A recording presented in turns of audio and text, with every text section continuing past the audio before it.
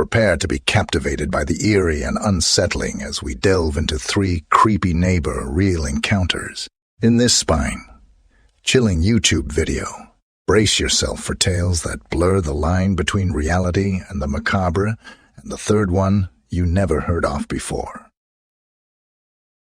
Like, subscribe, and turn on the bell button for more thrilling experiences.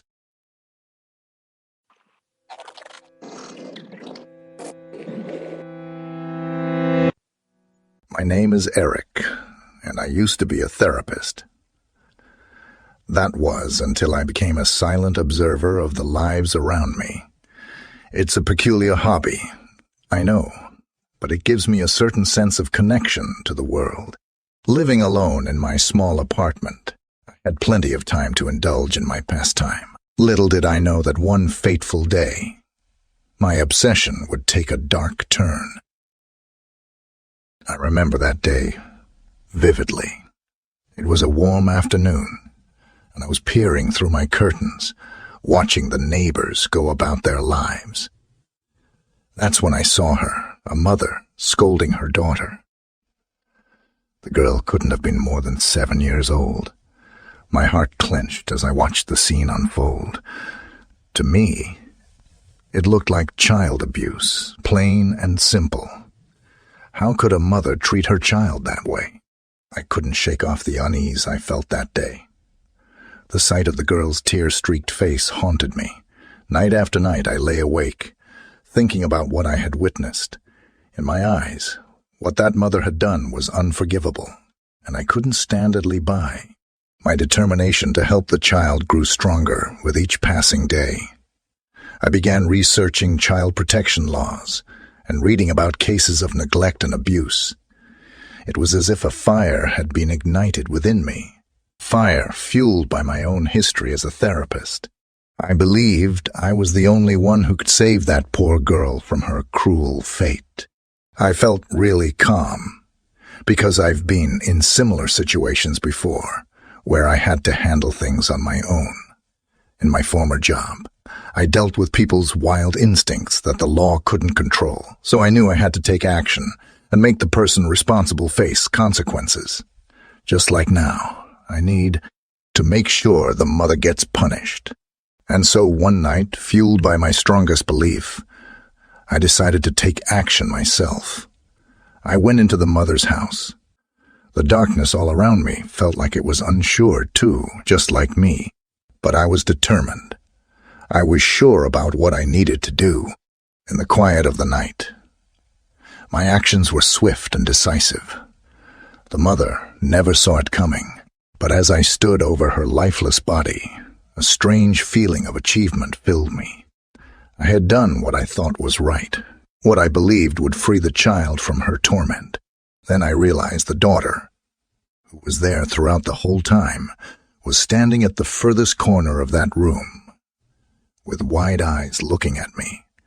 I expected the child to be relieved, grateful even, but when I saw her, there was no gratitude in her eyes, only fear and disgust. I grinned and whispered under my breath, "Oh, someday you'll appreciate this child." With that thought in mind, I stepped onto the road, ready to seek out my next mission.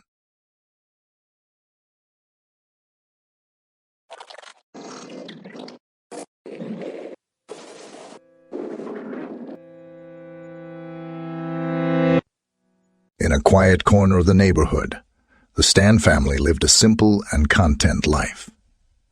Sarah was a loving wife to Stan and a caring mother to their 3-year-old son. But the tranquility shattered when they got new neighbors. A woman named Lisa moved in next door, and that's when things took an eerie turn. Lisa seemed pleasant enough at first. She'd exchange pleasantries with Sarah over the fence as they tended to their gardens. But soon Sarah began to notice something odd. Lisa's mannerisms were becoming eerily similar to her own. Her way of talking, walking, even her gestures. It was all too uncanny to be a mere coincidence. The most unsettling part was that no one else seemed to notice. Not Stan, who would chat amicably with Lisa while Sarah stood by, feeling a chill crawl up her spine. Even their little son seemed to gravitate towards Lisa, leaving Sarah feeling like an outsider in her own family. One day, as Sarah watched from her window, she saw Lisa laughing with Stan in a way that sent a shiver down her spine. They seemed unusually close, as if sharing some private joke. Sarah's heart sank. She needed answers. She had to confront Lisa about this bizarre behavior that was encroaching on her life. Summoning her courage, Sarah knocked on Lisa's door. Lisa answered with a warm smile, inviting her in, but the smile quickly faded from Sarah's face as she stepped inside. The walls were adorned with candid photographs of Sarah, moments from her daily life, captured without her knowledge. It was a chilling sight. "What is all this about?" Sarah asked, her voice trembling with a mix of fear and confusion. Lisa looked at her with an unnerving calmness and replied, "You know, very well." The words hung in the air, heavy with an unsettling implication. Lisa's eerie resemblance to Sarah, her inexplicable closeness to Stan and their son. It all pointed to something much darker than Sarah could have imagined. The day passed and news spread like wildfire through the neighborhood. A body had been discovered in Lisa's home. Shock and sympathy rippled through the community. But amidst the sadness, Sarah couldn't shake a sinister feeling that clawed at her insides. As the neighbors looked away, grieving for the life lost, Sarah couldn't help herself. She glanced at Lisa's house, a sinister smile curling her lips. The truth dawned on her. Lisa had taken her place, slipping into her family's life seamlessly. While the world mourned, Sarah was left with a chilling revelation. She realized that the true horror wasn't just about a life lost, but about the one that had cunningly taken its place, and how easily darkness could lurk behind a facade of normalcy.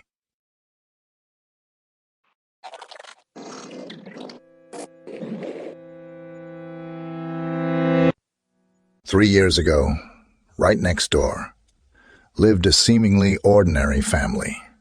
An elderly father, a diligent engineer's son, and a college-going daughter formed the picture.